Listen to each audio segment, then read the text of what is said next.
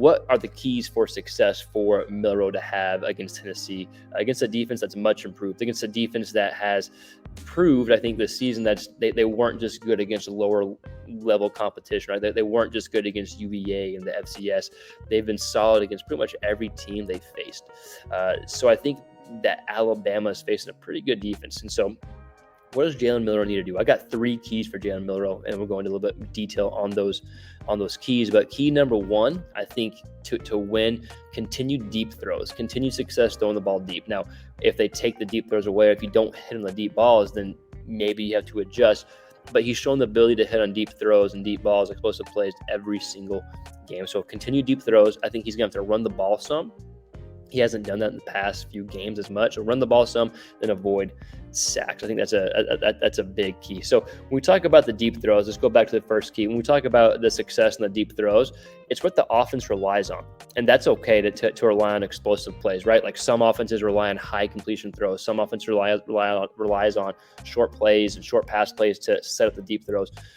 I think that's ideal, right? But so far this season, offensively, Jalen Milroe, the Alabama offense, has relied on those explosive plays. Like even last week against Arkansas, they had a great first half offensively. Second half, didn't do anything. I think they had 2 completions the whole second half. But the first half, they had a great first half. I think Milroe had 4 completions of the ball being thrown in the air 20 yards or more downfield. And the week before that against A&M, he was 6 of 8 on balls thrown in the air 20 yards or more downfield, right? So I think to have success against Tennessee, I think you have to hit on some of those deep shots. And I'm pretty confident that the opportunity will be there despite Tennessee's defense being that much more improved.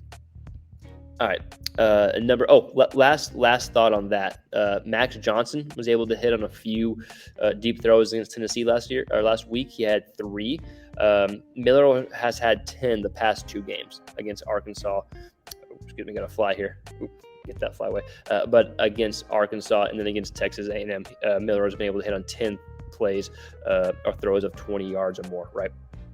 So I think relying on those explosive plays, I think it's a good thing. Of course, you want to hit the short stuff. You want to be accurate all over the field, intermediate throws.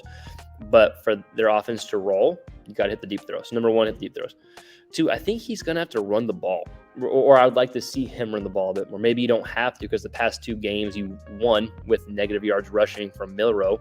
I think negative 30-something. A lot of that was sacks, but still negative 30-something against A&M, and he was in the negative yards against Arkansas. But I think getting him involved more in the run game could maybe slow down that pass rush. So at number 2 and 3 kind of go hand in hand, running the ball and avoiding sacks. But I do think running the ball from Milroe, maybe a few more design runs can help with avoiding the sacks, right? But I think offensively it can help get some stuff going. It's just something you haven't seen as much the past few games, right? So it's almost like, sorry, I got this fly. For me, it's almost like going back to Mississippi State, where they won 40-17 and he only had to pass 12 times or something. He was like 10 to 12, something like that, right? Super efficient, and he was able to get going on the run game as well. So I think running the ball can be an effective measure against Tennessee and maybe slow down the pass rush, because I think it's crucial. The third key, I think, may be the most crucial key. Yeah, you got to hit the deep throws. Yeah, I think running the ball could be good. But 3, I think avoiding sacks is huge. If you avoid those, this fly, I apologize, but avoiding those long down distances that can lead to interceptions, especially against a good Tennessee defense. Now, they've been able to overcome those sacks the past few weeks against Arkansas, against A&M, but they've been really, really close games.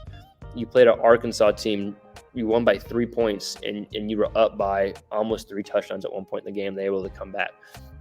You got to avoid the sacks. You beat A&M in a really close, hard-fought game, but you had like 7 sacks in that game or something crazy, something like that. Maybe 6 sacks. I think A&M had 6 sacks in that game. So I think you got to avoid sacks, because even though you haven't had the back-breaking interceptions that you had against Texas, you still had a pick against A&M. Was it 1 or 2 picks? I think it was 1, but it was in the end zone. It was points were off the board because of interception.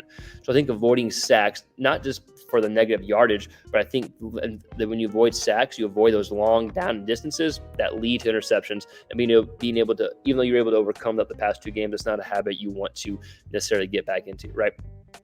So I think main keys, deep throws. The offense relies on the success of the deep throws. So I think you're going to have to rely on that again, right? You're going to have to hit on some deep throws, some explosive plays. run the ball. Again, it doesn't have to be the key guy in the run game. I just think you do it just enough. It doesn't have to be a ton, but just enough. And just enough to slow down the pass rush, because to the third key, avoiding the sacks. Gosh, this fly. Did I catch it? No. Avoiding the sacks are going to equal avoiding long down and distances that can potentially lead to turnovers. Those are the keys for Jalen Milroe. All right, let's talk